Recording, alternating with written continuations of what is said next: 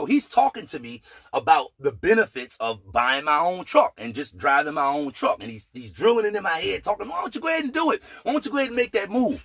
And in the same conversation, he wound up telling me that his adjustable rate mortgage on his home was scheduled to adjust and go up in the next 3 months.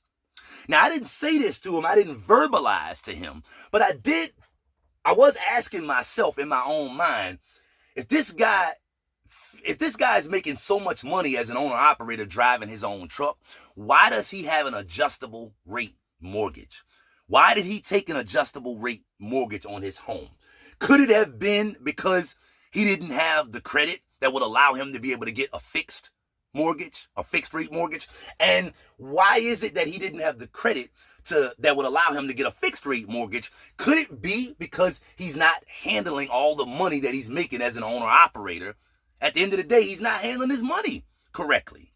So what is the overarching point that I want you to get from this video that you're watching is it's not the top line figure.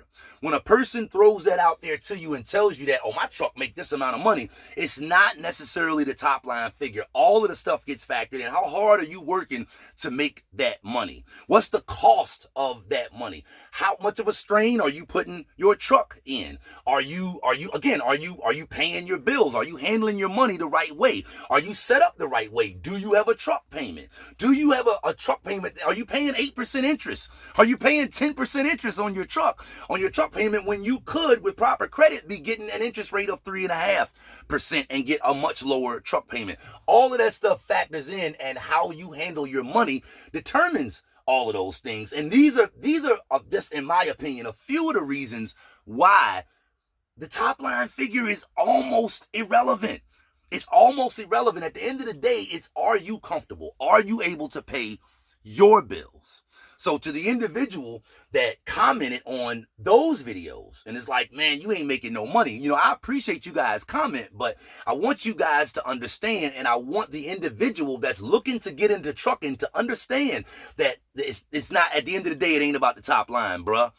It's about how you set up in business and how much what your bottom line is, what you actually bring in home. And then to go a step further, it's about how you're living at your home. How frugally are you living? Are you living a lifestyle that allows you to save more than you make? Here's the one more, and I'll make this the last nugget that my pop and my brother dropped on me yesterday. And no person that's in trucking can deny what I'm about to share with you. In trucking, you have to deal with the ebbs and the flows. As I already shared with you, you know, you can make $1,000 gross in a day, $5,000 in a week, $20,000 gross in a month.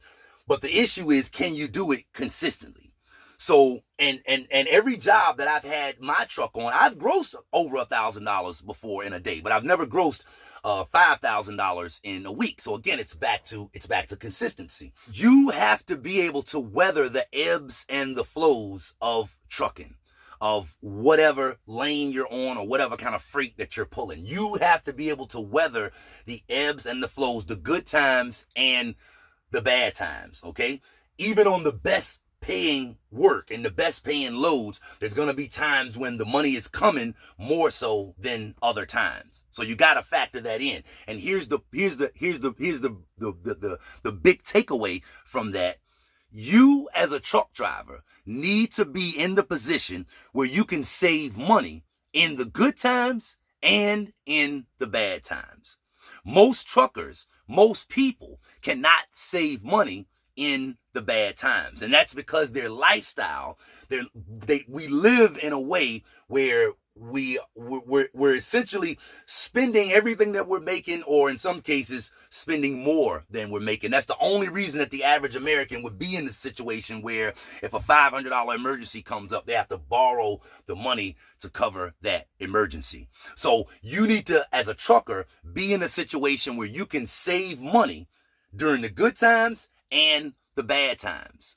So at the end of the day, when I made those videos, I was on a lower paying job than what my truck is on right now.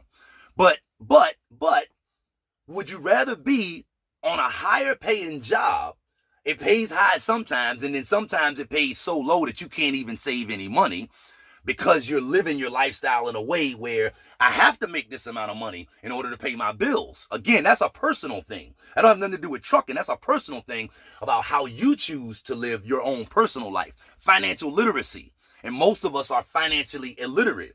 And if you're financially illiterate, then the top line doesn't matter, because at the end of the day, you broke. At the end of the day, if you have a negative net worth, then your top line is totally irrelevant. So I personally want to be in the situation where I can weather whatever low points my truck needs to go through. I never want to be in a position where I'm living a personal life, which means during the low times, I can't afford to stay at this company. I gotta jump ship and hop to another company, as opposed to staying with the same company, getting some longevity and getting some consistency in my runs, because I'm working with the same people over a long period of time. So what do I believe is the biggest mistake that most truck drivers make? And simple, if you haven't heard it already, I believe that the biggest mistake we make is not handling our money correctly. And I don't say that accusing anyone. I am guilty of that myself. Okay, but the point is, the top line figure is almost irrelevant. At the end of the day, it truly is about what is being brought home. And even to go a step further than that, it's really about whether you as an individual are comfortable with the lifestyle that you have. Don't go chasing somebody else's figures because they sound better than yours, because at the end of the day, they may not be. At the end of the day, they may not be. Trust me, there are a lot of people here in the YouTube community that will present themselves as if the grass is greener where they are. But only they know truly whether the grass is greener where they are or not. In a lot of cases, the person that's viewing doesn't know that, and the person that created the video knows that you don't know that. That's why they just throw out those top line figures and don't really get into the minutia and the details and the bottom line figure and the bottom line figure, because that's what matters at the end of the day. That's why you got into trucking, so that you can live a better lifestyle. A lot of people out here in trucking that make a bunch of money and have no lifestyle. They're on the verge. They have bad relationships at home. They don't have a life. Their body is breaking down. They're tired all the time, and they can't enjoy the life that they took the time to create from getting a CDL. If you got value from the video, I know I went longer than I wanted to, but I really wanted to get this off my chest, and I really wanted to give you guys that are in trucking and looking to get into trucking, I wanted to give you some nuggets. And my dad and my brother Coconut gave me some major nuggets yesterday that I wanted to share with you. Okay, the top line is almost irrelevant. At the end of the day, it's about how you handle a dollar. Maurice Bay, the Helpful Trucker, here. For more helpful CDL tips, go here, or consider subscribing to my YouTube channel right here. You could have been anywhere else in the world, but instead you chose to be here with me, and I really appreciate that.